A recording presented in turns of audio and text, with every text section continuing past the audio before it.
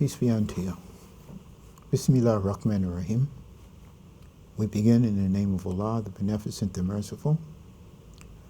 My name is Abdullah Muslim, and I'm the host of Islam Works. Our mission, our goal, is to offset the lies that are told about Islam that spreads weak ideas and leads to wrong understanding.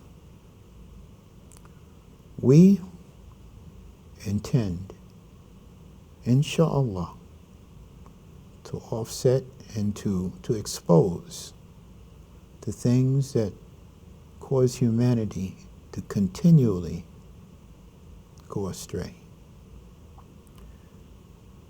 Last week we had our brother Safwan al-Hadi, and we were talking about an important aspect of misguidance for humanity, commonly referred to as magic. Black magic, white magic, Satanism, all these things that cause human beings to have ideas that cause them to do all types of horrific things. You know, if you think about us in the human family, and you think about the things we've done, this program, well, for instance, recently, in the last, say, 20 years or so, to me that's recent, there was a case wherein some people who were involved in a type of witchcraft or a type of Satanism, and the two are not exactly the same. There is a difference. Advertised on the internet for someone to volunteer to be eaten, cannibalized, to be killed and eaten. Yes, this is true. They were in Germany. And they got a volunteer. They got a volunteer. And they proceeded to cut this man up on the internet and eat his flesh. Yuck. What would cause a human being to do something like that? You have other people who are into, and of course they got captured, they were caught. But you want to hear something strange? There was no law in Europe to persecute them because he volunteered for it. Then they found an obscure law under which they could be punished. And I stopped following it after that. It just shows the depths that we can sink to as human beings, how low we can go. Or we can go to the heights. We can go and we can alleviate suffering and pain and wrongdoing. And that's what we should aspire to. Islam works to encourage the human being to aspire to the best. And that's what we're trying to encourage people to do, and this is why we say Islam works. It works for the good. So, Brother Safwan, if we can continue from what we were discussing last week. And we were talking about some aspects of witchcraft. All right, we were speaking about some the things that people who were involved in it were doing. We were talking about places in New York, because that's where we come from, all right, where these practices are commonplace. Pardon? Commonplace, yes. So you want to pick up from the thread where we left off last week. So we were speaking about just some of the places where you'll find their communities in the city, one or two places, or just that one place in the village you'll find them. They even named, you know, the village was an actual village. It was named after the Green Witch, but it's pronounced Greenwich. Greenwich. We mentioned that there's Father Demo Square there, Father Demon Square. I even learned, speaking of demo, that the word democracy is a compound word. Demo meaning demon. Okay. short for demon, crasy, Yeah, crossy. you mentioned that in one of the first episodes Yeah. that we had, we were involved in. The way of life. So Yeah. if you say way of life of the demons, if that's what these people are trying to push, Now these are Greek words, the two. You said it's a compound. crossy. Okay. Yes. It's a Greek word. The two words combined. Yes. Okay. All right. And nowadays, as we know, when a person is possessed, one of the things that they want to be is naked, without clothing. So now we see a lot of people trying to take their clothes off. Okay. As a matter of fact, which is actually going backwards. yes, well, it's encouraged. Yes, it's going backwards in terms of what we've learned about the conquerors and their so-called civilizing, humanity in certain places. They're going backwards in terms of, but we know that in Islam, Allah commands the humans to cover themselves. Right. Right. Not just in Islam, but in the reason why I say in Judaism, in Christianity, okay, women are encouraged. I can't speak about Buddhism and Hinduism and Confucianism and the others, but even though I know that there are elements of encouraging human dignity, all right, especially in Buddhism and in Confucianism. As far as Hinduism, I'm not saying it does not encourage the display or the mindset of making yourself a better human being. But there's so much from what I've read that keeps you embedded in ideas that lead to paganism of sorts, all right? And whatever you do within that framework is okay, Right. all right? If you, in fact, I know that being here, I met a Hindu who told me he had been to Mecca, okay? That's what he told me, Right. okay? And he said that because that's one of the places where whatever God, because they have so many different gods. I didn't understand everything he was telling me. I didn't know what to do about it. I didn't know if I should, I didn't know what to do, Right. But it's what he told me. I've been to Mecca, And so many others have as well, of different, denominations. Right. It just takes a look and a name, if you will, if you want to get into Mecca. However, these people are bent on world domination, whoever they are. Their specialty is sleight of hand. They're the opposite of the people of the truth. They highly encourage that which Allah discourages and commands against. Are they obvious? You said they're opposite of those people who believe in the truth. Are they? Yes. Are they? Is their behavior obvious? You can't see them. Is their goal? Are their goals obvious? Not. No, because the people of the truth are apparent and you can see And them. open. They're open. As to where these type of people are, they've named themselves the people of shadow. They even say they have a shadow government. And they sit in the shadow. Allah tells us and informs us about the jinn. They watch you from places that you cannot see them, but they can see you. These people worship jinns. Now, you've just given us, from what I can understand, two premises.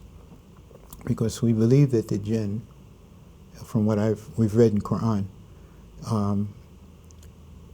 are actually another creation. Right. We believe that there's the angels, who are created from light. Right. They're the jinn, that are created from fire, free of smoke. And then there's us, the children of Adam, created from clay. And from what I understand, that these jinn actually exist on another dimension. Yeah, they can see us without them seeing us, without us seeing them, and they don't need microphones or cameras, CCTV, or any of these other things. They are actually right where we are, observing us. This is my understanding. Living amongst us. Okay, and then at the same time, we have human beings who are watching what we do, but we need CCTV We need hidden microphones. We need these various types of apparatuses or mechanical devices to help us in what we do. Right? That is, those of us who spy on others. Now, in that light, one of the things that our Prophet Muhammad sallallahu alaihi wasallam has said is that he said that if he knew that someone was looking at him through a crack in the wall of his house, he would take a knife and stick it into that crack, okay? Indicating that he would try to stick it into the eye of the person who was watching him, talking about other human beings, okay? So I just wanted to try to bring things into maybe alignment as to showing that there are some human beings who are, as you were saying earlier, participating with the jinn, but at the same time doing it on a human level. Okay? Right. Okay. So I'm sorry, I don't want to take you off your thought. I mean, they've picked up this behavior. They haven't picked it up from prophets and messengers and the people of truth. So they've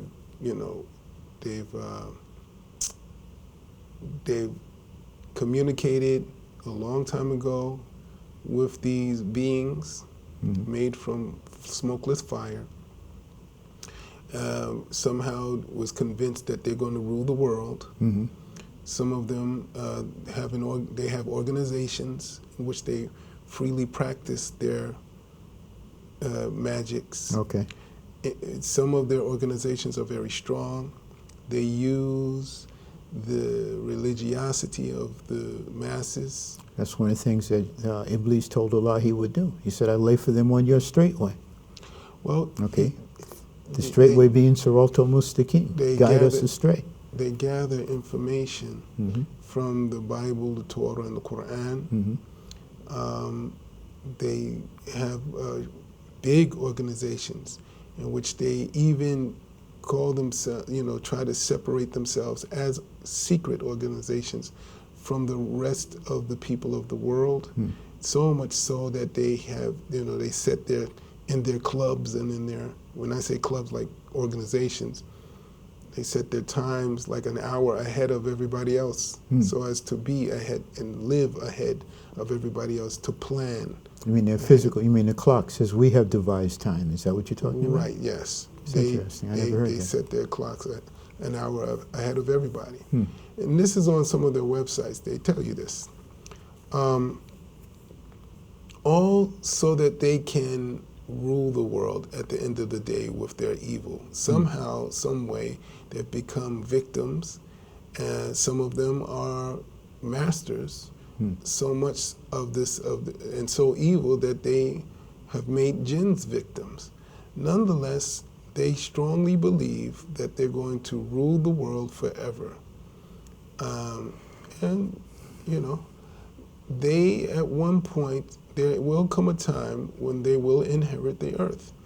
However, Allah warns us. But only for a brief period of time, though. It's going to come, but compared to an eternity, it's almost like a blinking of an eye. It'll be like a blinking of an eye. When that time comes and goes farther and farther into the past, one day it'll be as if it never happened, because of an eternity continues to move forward. Islam is the guidance that will help us to be protected from these individuals. And this is what you had mentioned, all right, because you said that Prophet Muhammad sallallahu alaihi wasallam had been influenced by magic, and the two surahs, Falaq and Nas, were revealed for the purpose of showing him how to offset or neutralize that magic that was being worked against him, which also those people who practice Islam can use. Well, he was afflicted. Okay, but there was a dream involved with that as well. I don't know if it was a dream, but when this witch cast a spell on him, she spat lightly to cast the spell, she tied the knots into a rope. And 7 locks of his hair. Right? And she tied the knots on the rope. And she did the spell, nafatha, nafatha. She spat like that very lightly on the knots and threw it down a well, causing him to not be able to remember the Quran, his recitation of the Quran. Or which prayer he had made. And so But to break the spell, Allah revealed to him Surah Al-Falaq and Surah Al-Nas. Okay. And he asked one of the Sahaba to go and get that rope and recite there was a mirror involved too, wasn't it? A mirror in one of his combs? I'm not sure. I'm not sure. I Right. know the Because I read the hadith. That's the reason I'm asking. And I remember, as I recall it, he was sleeping, and he knew something was wrong. He didn't know what it was. And 2 malaika, angels, came and sat at the foot of the bed. And one of them said, "What is wrong with Muhammad?" And the other one said, "So and so," gave the name of the person who had worked the spell on him, has worked the spell on him. And the other one said, "Well, how can he offset it?" And then they told him what to do. And he sent one of his Sahaba, and they went and there was not a pond, but water. A well, and they emptied the well out, and sure enough, they found everything that he said would be there. And this is how they were able to, and even as it says that as they untied each of the knots, they could see he was changing. He felt a change until it was finally completed. But I've heard one brother say that apparently that these 2 surahs, 2 chapters, they're short chapters. Surah Falaq, Kul al-Dabara Falaq, Min Shari Maikalak, Min Shari Glasikani, the Wakab, Min Shari Nafathat Falakad, Min Shari Hasadani, the Hasad. And the other one was Kul al-Dabara Nas, Maliki Nas, Ilahi Nas, Min Shari Waswasu Kanas, Alladhi Waswasu fi Suduri Nas, Min al-Jinnati wan Nas. These are the 2 that were revealed. Okay, maybe another time I'll read it in English. Our time is getting short, So at any rate, and I'll explain what was in them, in light of what we're talking about now. So go from there, brother, please. All right, so these particular 2 surahs, these chapters from the Quran, will help to, like you said, save you or protect you. It's not the surahs themselves, but the recitation, and it's Allah who will protect you. If you have your iman, if you have faith, if you really believe it, you're not just reciting it as an incantation or as a chant, but you're reciting it believing in Allah. Right. This is important. Right. Yeah. And because a non-believer, it won't work. It's definitely for the believer. It's definitely for the Muslim, I should say. The only thing that will work for the non-Muslim is that he becomes a Muslim. Then Allah will forgive him or her for all of the sins that they committed before they became a Muslim. What's interesting about that? We've got about, our time is short, but what's interesting about that is even if you're a criminal, a dope dealer, a drug dealer, and you earn billions of dollars selling these drugs, and you become a Muslim, all that money becomes lawful. But if you go back to doing that after accepting Islam, the money you earn thereafter is haram, it's unlawful, and it'll be against your best interest. It just shows how Islam is designed to be merciful and helpful to the human being in trying to step out of the traps that have been set by Satan and those human beings who follow Satan. Okay? Because there are a lot of us who, I say us, human beings, not us as Muslims, but us as human beings who fall into thinking that the temporary advantages they gain in this world from some misconcept that Satan has given them is some way or another going to help them to live forever. Okay? Allah says in Quran, if they lived 1,000 years, they're still going to face me. Paraphrasing. Look, Islam works. Inshallah, we'll be doing another episode. Maybe we'll be doing a lot more episodes. Because what we're trying to do is show how a lot of these things are influencing the contemporary world. And a lot of these things have people doing things that have absolutely no value except to send them into hell. You want to avoid hellfire? You want to avoid a bad place in the life to come, the eternal life? Let Islam work for you. Read, go and buy a Quran, if you have it in your heart to do so. A tafsir Quran, a translation. And have it in your heart to, to look into it and see if there's any guidance for you. You'll be guided. I've known so many people who have been. You know why? Because Islam works.